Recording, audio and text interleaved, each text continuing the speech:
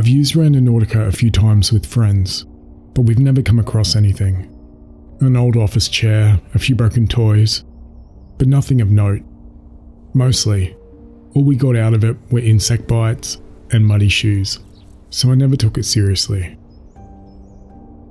That was until the day I went out by myself. It was a Saturday afternoon, and I was waiting for a friend to join me. It was her suggestion after all, but at the last moment, she bailed on me. If you don't know Randonautica, it's an app where you choose between attractors or voids.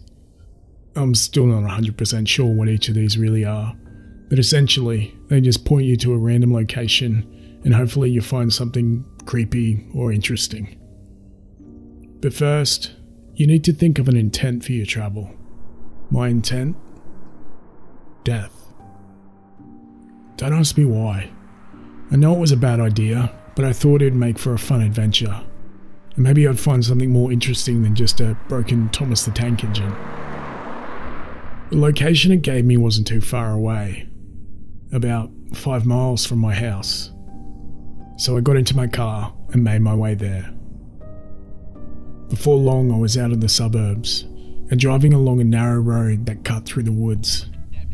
The app directed me down what looked like a disused fire trail, so I parked my car on the shoulder and made my way down the trail, on foot. It wasn't creepy or anything, it was actually quite pleasant. It felt like a regular hiking trail, just a little more overgrown. I walked for about 500 yards and I was closing in on my location when I started to feel a bit uneasy, like I wasn't alone. I stopped and looked around the trees, but I couldn't see anything. I continued along the trail and noticed some soda bottles and a red bucket all in a circle. They were filled with dirty water. It was like someone had left them out to catch the rain or something. I took a quick picture and then kept on walking.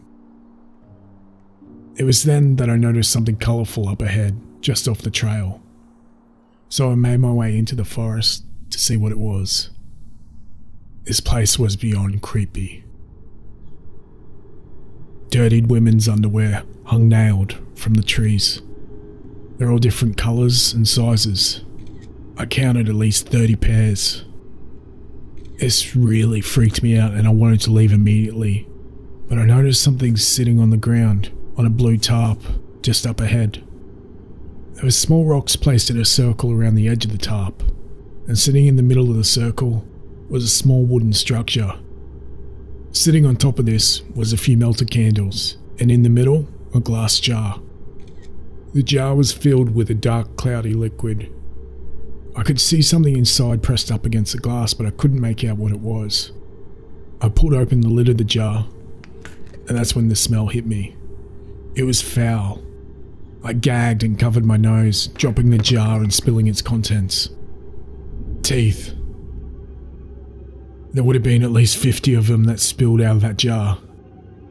Needless to say, I booked it out of there.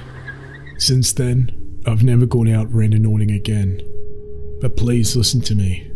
If you're gonna do it, be careful. And definitely don't be like me and go out alone.